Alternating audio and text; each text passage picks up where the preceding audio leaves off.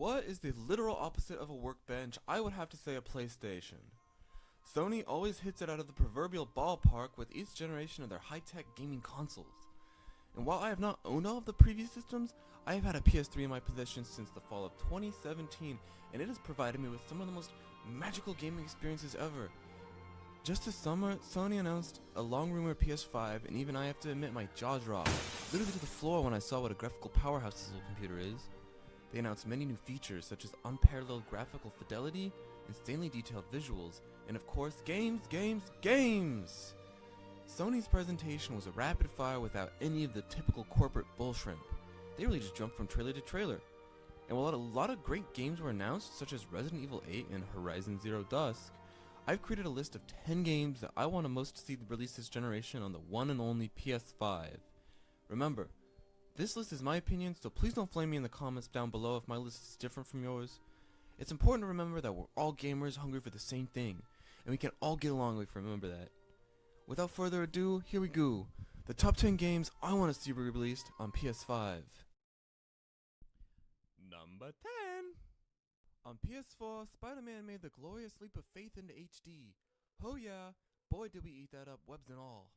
Now, Sony already released another Spider-Man game for PS5, and that is mind-blowing to me.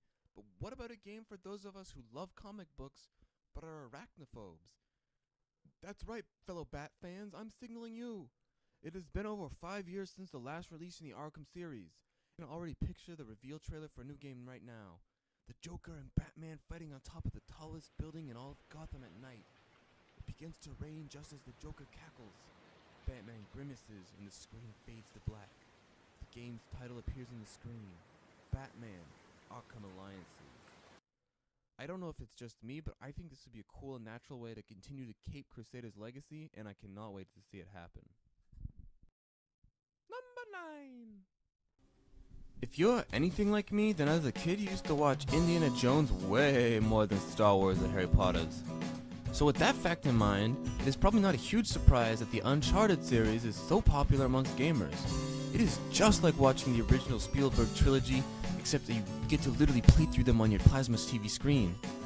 Anyways, as soon as everyone played Uncharted 4, they were all thinking the same thing, where's Uncharted 5? Now that Sony is releasing a console that can handle the raw magnitude of 8K resolution graphics, close your eyes and imagine how crisp Nathan Drake would look as he bends over to pick up ancient Egyptian rubies or solves tribal puzzles of the unknown. Some of my friends think that Uncharted 5 is a while away since Naughty Dog has been hard at work perfecting The Last of Us 2, but here's what I think. I think that since Uncharted 3 was on PlayStation 3 and Uncharted 4 was on PlayStation 4, it will only make sense to continue this pattern. Come on, Naughty Dog, you're losing money not making this dream come true! Number 8.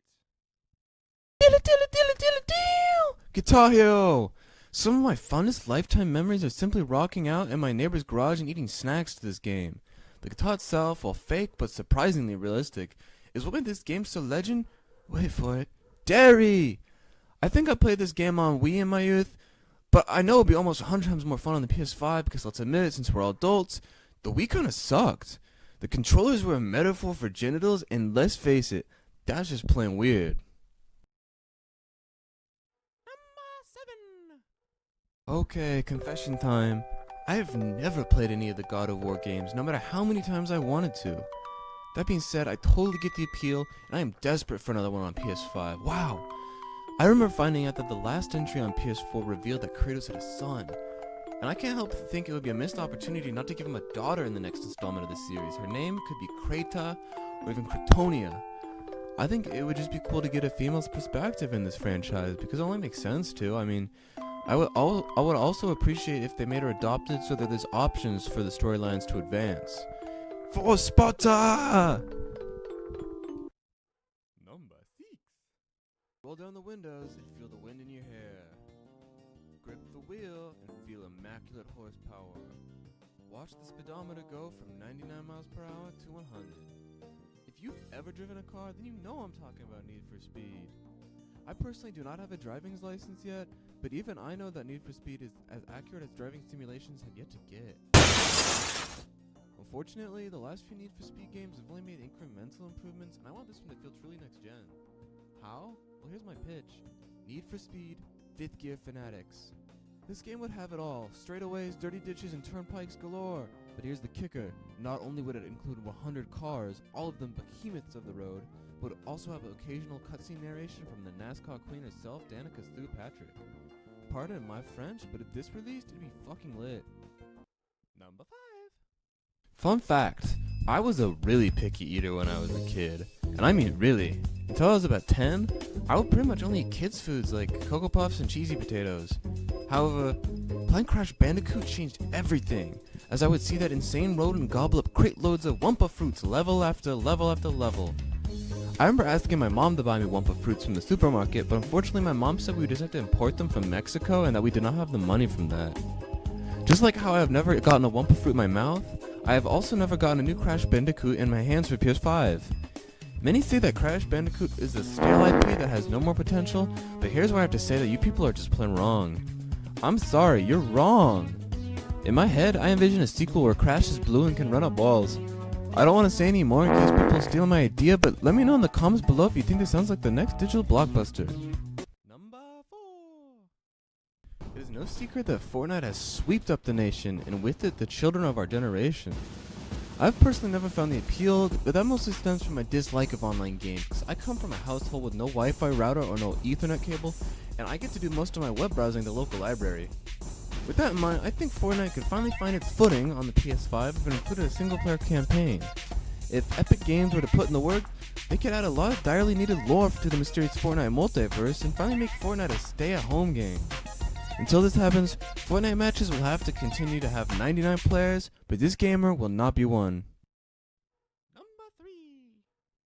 Everyone is constantly asking me to play the Tomb Raider games, but I simply cannot bring myself to do it. Here's my sad story. When I was in my youth, I used to be subscribed to the monthly magazine Game Informer, and as you know, it came with the purchase of a GameStop powered rewards card. This was a pretty sweet deal until January 2011. This fateful Game Informer issue had a gritty, hyper-realistic close-up of the Tomb Raider protagonist's face, Lauren Croft. Needless to say, this haunting image gave me the heebie-jeebies like no other, and I tore off the cover page and hid it between the TV stand and living room walls. Since then, I have never looked behind the aforementioned TV stand, and I can only assume that Laura is sleeping with the spiders. If Tomb Raider is coming to PS5, I think me and all other gamers would prefer that Laura look a little more like this than like this. Number 2. What is the best-selling game of all time? Let me think. Tetris. From its unlikely origins on the OG Game Boy to the incredible spectacle on PS4 VR, Tetris has proved itself to be a system seller. Just like you, I am no stranger to opening the Tetris app and swiping a couple Tetraminos into the perfect position, while I wait for an Uber ride to end or my microwave to finish zapping my pizzas. And just like you, for a second I thought, why would I play Tetris yet again if it's only a few taps away on my smartphone of choice? Well, it's very obvious, on PS5 it will be different. There'll be higher scores, more blocks than ever, and all new music. Wait, what? New music? That's right, my little brother's actually an up-and-coming games composer, and he wrote this tune for a potential Tetris PS5. Number 1! You! Okay, you got me. This isn't really a game, but my point still stands true. I want you on PS5. The more gamers we can get to purchase PS5s, the more likely it is we'll get Nintendo and Xbox to stop making consoles and games. If you know anyone who doesn't have a PS5 yet, this is the time to pause the video and email to everyone on your email. Now, I'm not just doing this for views, I'm doing this because I'm a gamer and I love PS5. And all I want to do is give back to them for the countless years I've spent huddled up under my Mima's knit blanket and playing away at their latest games. The day I stop buying PS5 games is the day I will kill myself with a hot butter knife. And I think it goes without saying that that is so many years away from now. I love you, PlayStation. And I love you too if you spread this message. Mic drop, bye bye.